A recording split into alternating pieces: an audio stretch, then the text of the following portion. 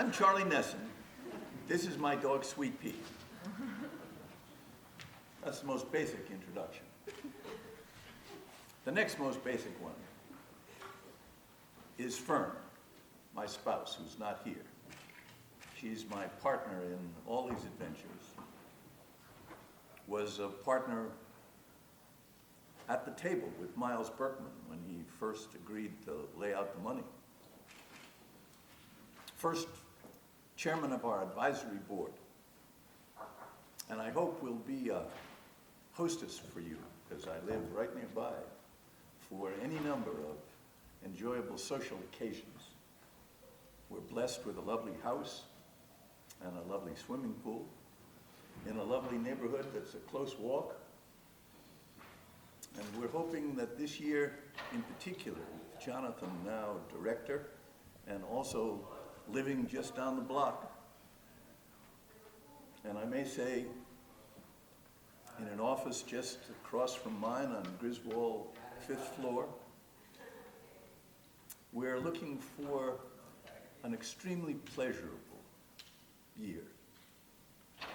One in which things just kind of go along friendly and smooth right from the beginning.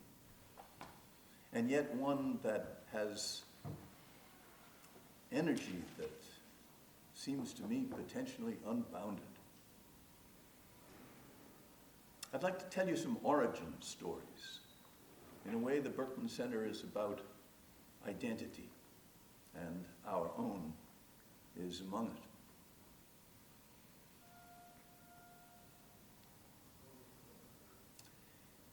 We actually started as a center in an evidence class in which Jonathan was my student. This was a remarkable class. It was one of our winter workshop classes, 3 weeks straight. I'd received a grant from Steve Brill of $10,000 and used it to rent 20 Mac Quadra machines. Our class was in Austin North, amphitheater class, 120 seats, whatever. 8 times 20, no, we had 160. Oh my God, did we? Yes, we did. We formed the class into groups of 8 and gave each one a machine and basically set them to work for 3 weeks. We were blessed with a winter snowstorm, the likes of which you have never seen. This place was buried. Nobody could move.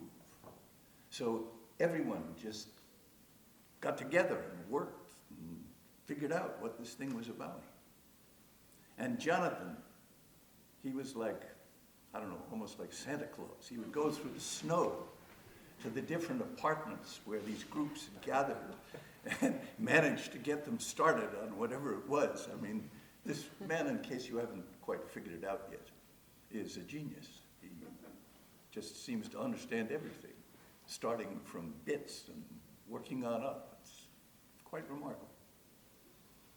And at the end of this 3-week period, we brought all of the machines together in Austin North, and John wired them all up. So we had a network. And that was our first real exposure to the idea of network right there in front of us.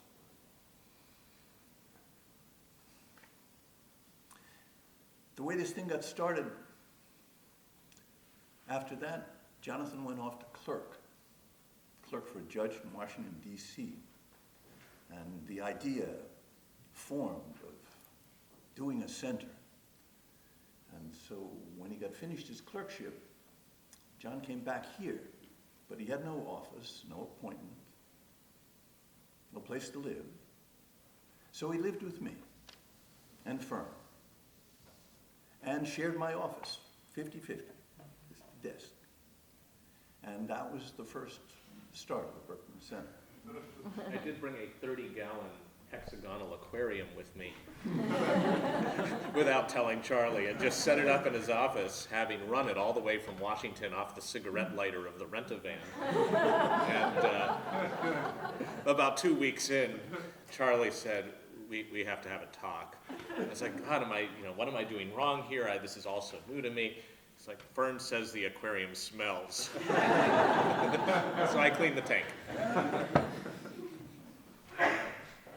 Well, in case you don't know, John in his youth was the sysop of sysops at CompuServe.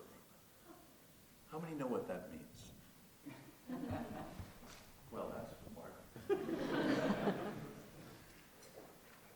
What it means is that he was the guy who had to resolve the disputes that arose amongst all of the other people who were leading discussion groups.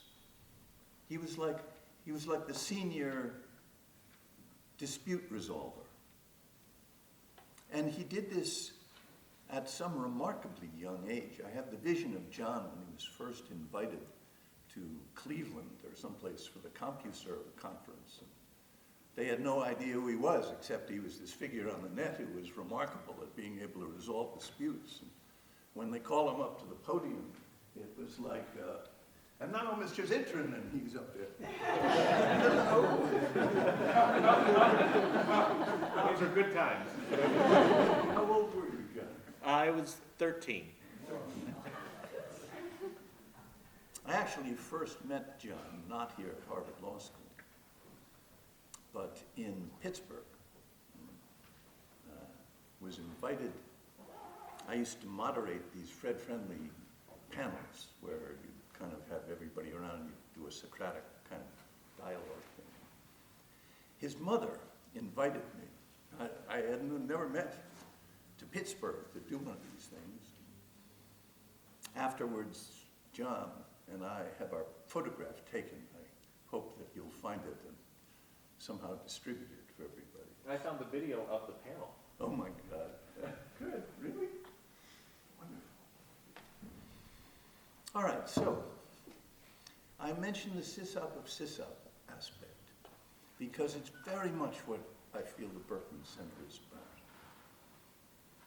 It's, for that matter, very much what I think the Fred-friendly panels were about and what I think Harvard Law School is about.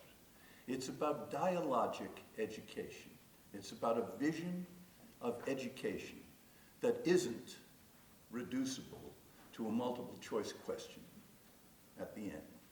It's about argument, exchange, persuasion, being present, being able to sense. I'm a great fan of poker. I like it as a metaphor. Poker, you sit around a table just like this, and everybody's equal. Doesn't make any difference who you are or what you are. It all just comes down to how you play your chips. And really, that's such a wonderful metaphor for the law and for discussion in law and ways in which one can think about advancing strength and metaphors for credibility that I've just always found it extraordinarily rich.